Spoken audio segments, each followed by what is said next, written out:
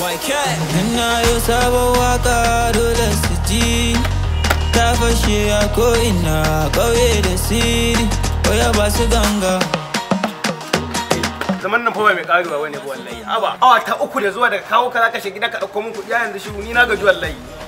Wallahi na gaji awa uku a waje yanzu in kasuwancin nan na fita na hu mashin ina kin da 3000. Ai ban juye wallahi na ja kofar gidan.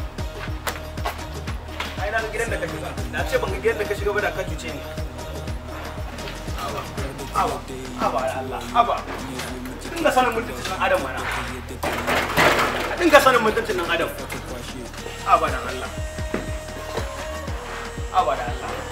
Awa ta uku daga kashe ka je ka dauko min kuɗi.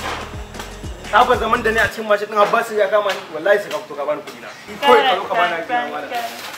Ina gaji wallahi. Aba. Hey! Kai. Kai, ya kake ana? Wani bawan Allah ne ya shirye nan.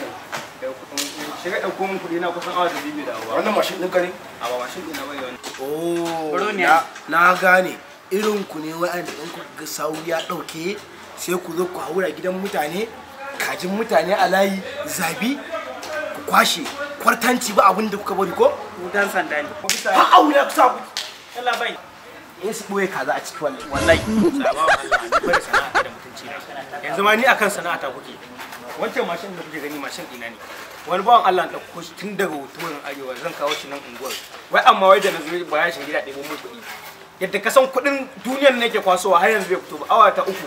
Na san da a ce awa uku na aiki nake ta na yi 3000. Amma daga bayan shi gida ya fito yanzu bai fito ba. Wancan mashin ɗinka ne? Mashin naki. Mashin ɗina ne wannan. Wai ko kuɗin ya rabuwa ne ya sa mutane. Rasiya dalsi na nan. Tsawon awa uku ku ajiye mutum yana ta jira bawan ubanku ne ko uwarku. Kin san menene? Na yi bala'i nan da muka yi a Sambisa mai duguri. Irin shi za mu yi a kofar gidan nan yau. Kuma za kwato miki yanzu. Allah kwato mun kiyan. Hawa. Ni da ni ban san ana samun irin ku ba garin nan. Kai. Hawa. Tabi da mutane ba su da mutane. Awa uku ku ajiye mutum to bawon warka ne ko na ubanka da aka. Kan iska ne sai mun si ban ma nan. Sai mun si ban ma na fito. Wannan rai sai a dace ne a kasan nan.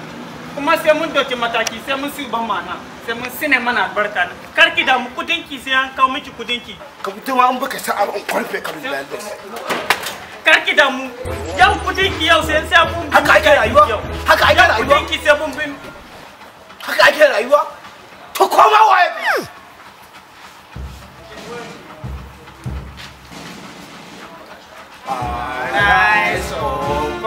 Very strong. Nigeria ya. Waye ke buga mana gidan? Wannan. Wannan. Ba ni bane wallahi. Ni ko cewa suka yasu kwato mun haƙina. Ba wani abu bane ba. Wannan ne yazo ya kawo wani. Ka san yan areta da rashin hakuri. To kuma shine ya ce wai tsawon awa uku yana jira amma ba ma wani dadewa yayi ba zai iya ci gaba da jira. Wallahi kai ku me yasa ba ku yi kanku adalci? Ke da iska ne. Kai. Har wanda dadewa kai. Ni nake magana za ku kalla. Na kwana. Shi wannan ba shi ne da waye yazo yana buga gida. Wannan ne. Ina ji ma ana cewa wani wai in na fito sai an kwarfe ni. Ko? Ina kwance ba na ji dididim. Na saba zuwa yake baka bom ne. Na fito a guje. Ina ba koyin gausan iska ga wasu na buga gida. Bom. Kai me mashin? Ranka ya dade ni wallahi ina da basir kuma ina da ulsa. Je ka dau mashin ɗinka. Na gode na yafa kuɗin. Sai an jima. Haka daya. Kuma waye wani gardi da shiga gidan da ba sani wannan bace. Wallahi mu hanya ne ya biyo mu muna gidan neman gidan maman ya ba sai maman yabo. Ina maman yabo anan. Kun zo kun gasa gida. Kuma kun ce kan shiga. Kuma ni kadai na wuce gidan sai kun fito da katon. Ai ba katon ne shiga ma wani. Maman yabo. Sai kun fito da katon. Maman yabo.